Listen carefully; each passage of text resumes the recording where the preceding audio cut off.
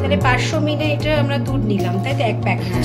এবারে দুধটাকে আমরা গরম বসিয়েছি, গরম বসিয়ে ততক্ষণ গরম হোক, তারপরে কি দেব তখন আবার বলছি। এবার বন্ধুরা আমরা নিলাম 2 চামচ কাস্টার্ড পাউডার।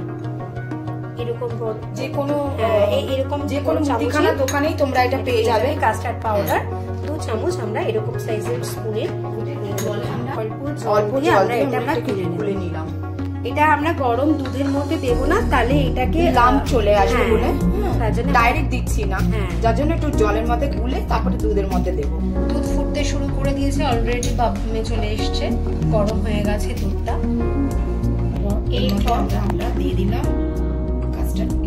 কাস্টার্ড পাউডার জলে গুলে যেটা গুলে রেখেছিলাম সেটা এবার আমরা দিয়ে দিচ্ছি। এবারে ভালো করে এটাকে আমরা নাড়ব। দেখো কালারটা একটু ইয়েলোইশ কালার, মানে হালকা হলুদ কালার এসছে, এটা সুন্দর কালার এসছে। 1 চামচ মতন আমি চিনি দেব। আচ্ছা, মিষ্টিটা যে যা স্বাদ অনুযায়ী দিতে পারে। হ্যাঁ, যে কম মিষ্টি খায় আমি 3 চামচ দিলাম এখানে। এবার এটা কি একটু ঘন হবে তো? হ্যাঁ, এইটা দেখ আগের থেকে অনেকটা ঘন হয়ে গেছে। এবারে এটাকে আমরা একটু ঠান্ডা হতে দেবো। আচ্ছা চল, তাহলে আমরা এটাকে একটু ঠান্ডা হতে দিই। আচ্ছা, শাঁসটাকে বের করে নেব। সবুজ অংশটা আমরা ফেলে দেবো। আস্তে কাট, ধীরে।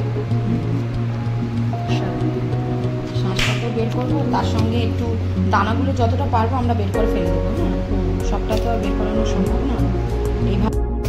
এইবারে এইটাকে ভালো করে ঘষে নিতে হবে।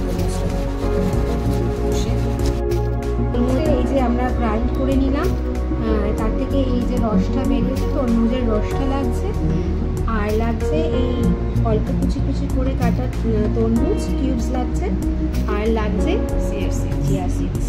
এটা তো ভীষণ হেলদি।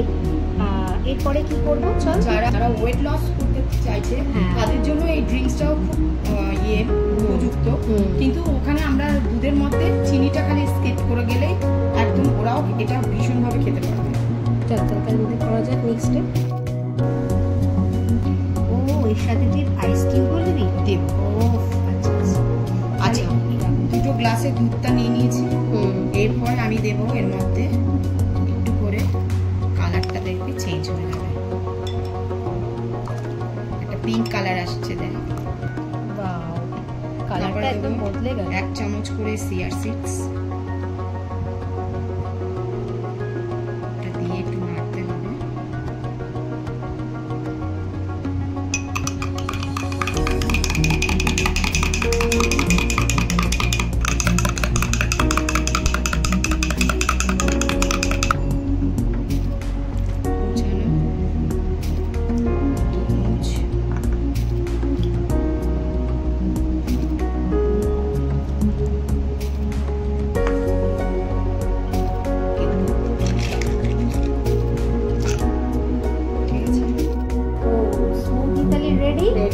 চল খেয়ে দেখি।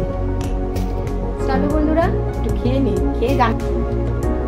Healthy and tasty. সত্যি বাহ, তোমরাও বন্ধুরা এটা করে খেয়ে দেখো, আর মন প্রাণ দুটোই ভরে যাবে। আর এই গরমের দিনে একটা কুল একটা হবে, আর সাথে সাথে হেলদিও বটে। আর কোল্ড ড্রিঙ্কসটা খাওয়া তো শরীরের জন্য ভালো নয়, তার থেকে এগুলো বানিয়ে বাচ্চাদেরকেও দিও, নিজেরাও খেও। একদম। হ্যাঁ, আর এটা করো, মাস্ট ট্রাই করো।